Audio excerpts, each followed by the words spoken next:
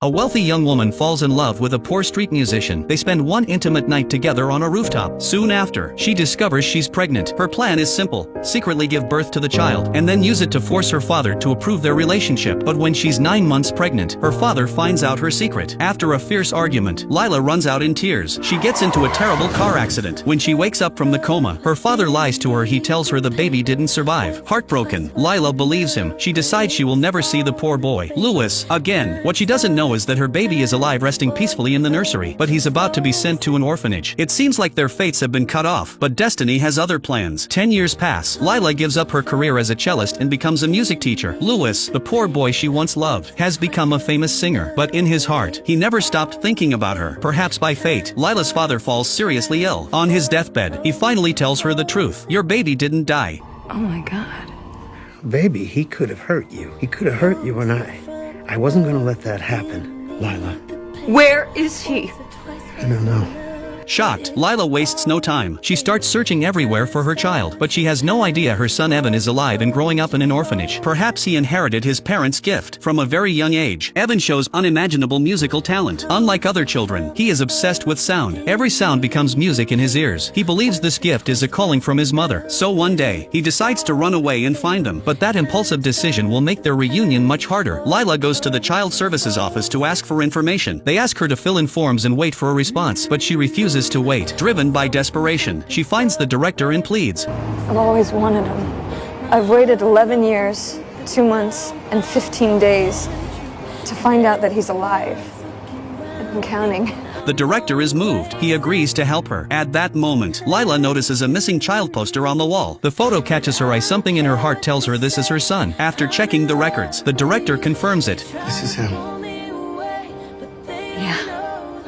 When Lila arrives at the orphanage, she's told Evan ran away not long ago. Her only lead disappears. To increase her chances of finding him, she picks up her cello again. She thinks if she can be heard everywhere, her son will come find her. Meanwhile, Evan is walking alone through crowded streets. He hears music coming from a plaza and follows it. There's a street kid singing. His name is Arthur. Evan is drawn to his voice. He gives him some money. When Arthur learns Evan has nowhere to stay, he offers him shelter on one condition: buy him a pizza. So Evan trades a pizza for a place to stay. Arthur takes him to an old abandoned theater. There are many street kids living there, orphans just like him. Soon, the leader shows up. They call him Wizard. Every day, Wizard collects the money the kids make from street performances. They're not allowed to spend a dime without his permission. When Wizard finds out about the pizza, he's furious. Arthur quickly says Evan bought it. Wizard calls Evan over. What's your name?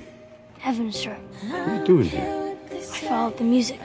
Wizard checks his hands, no calluses. He can tell Evan has never played an instrument. He walks away disappointed. But that night, Evan sneaks over to a guitar. He plucks a string, taps the body, playing with the sound. A beautiful melody fills the hall. Wizard hears it. He is stunned. He quickly realizes Evan is a once-in-a-lifetime talent. He tells him the secret of music. It's everywhere, like energy in the universe. If you can feel it, you can play it. That small conversation changes everything. Evan understands music better than anyone. The next day, Wizard brings him to the streets to perform. Evan plays like the notes are flowing from his soul. A crowd gathers. He earns more money than all the other kids combined. Wizard gives him a stage name, August. He says one day that name will shine on every marquee. But Evan doesn't care about fame. He only cares if his parents will see him on TV. Then one day posters appear. Missing child notices. Wizard begins to worry. He tries to make a deal with another busking boss to move Evan somewhere else, somewhere with more traffic. But they argue over money. Evan starts to see Wizard differently. He realizes Wizard is using him. Watching other kids being hugged by their parents, Evan's eyes fill with tears. He plays harder and harder. He just wants to be found. Meanwhile, the orphanage director finds Arthur on the street and asks about Evan. Wizard rushes over to intervene. The director becomes suspicious and calls the police. That night, the police find the theater. Wizard panics. He lies to Evan. He says the police are there to take him back to the orphanage. He warns him, if anyone learns his real name, he'll be sent back. Evan believes him and runs away. He's lost, cold, alone. He walks into a church. A young girl is singing and notices him. She invites him inside. The next morning, she's playing piano. Evan is mesmerized. The girl shows him sheet music. He studies it quietly. After she leaves, Evan spends the whole afternoon writing music on the wall's pages of complex notes. When she returns, she's stunned. He only touched music that morning, and by afternoon he's written an entire composition. She calls the pastor. The pastor listens. Evan sits at the piano, playing his own music. The pastor believes he's been sent by God. He calls a friend at Juilliard. Evan is sent to the best music academy in the city. The professors are amazed by his talent. 1 month later, he finishes writing a full rhapsody. The dean is speechless. He decides Evan will perform the piece at the upcoming concert. Will 100 people come? Evan asks. The professors laugh. This is a once every 3 years event. Thousands will be there. Evan is thrilled. He starts searching for inspiration everywhere, hoping his parents will hear him. Even one of New York's top conductors comes to guide him. Meanwhile, Lila is invited to play cello at that very concert. If nothing goes wrong, they will meet again. But Wizard finds Evan before the big night. He pretends to be Evan's father. A professor questions their relationship. Wizard lies and says he raised him. Under pressure, Evan leaves with Wizard. Once again, he is forced onto the street to perform. But that day, Lewis hears his music. He follows the sound. He watches Evan play. He feels a strange closeness. They swap guitars, play together on the ground. Their fingers move in harmony. Lewis praises his natural musical soul. He doesn't know the boy is his son. They stop playing. Lewis tries to talk more, but Wizard shows up. He chases Lewis away. That night, the concert begins. Lila appears on stage. After 10 years, she is still a legend. Her music reaches everyone's heart, including Evan. Far away.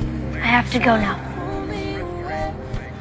I'm not coming back this time. As the crowd goes silent, the final act begins. Suddenly, the lights rise. A small figure stands center stage. Evan has arrived. He holds the conductor's baton. The orchestra awaits. He raises his hand, and music explodes like a storm. Elegant, powerful, alive. Lila turns in shock. She feels it, the music, the connection. At that moment, Lewis also arrives. He sees Lila. 12 years rush back. Their eyes meet, silent, but full of recognition. Evan feels something. He turns. He sees them. Their three destinies meet in that moment. But will Evan finally be reunited with his parents? Follow me to learn what happens next. I'll update the rest of the story soon.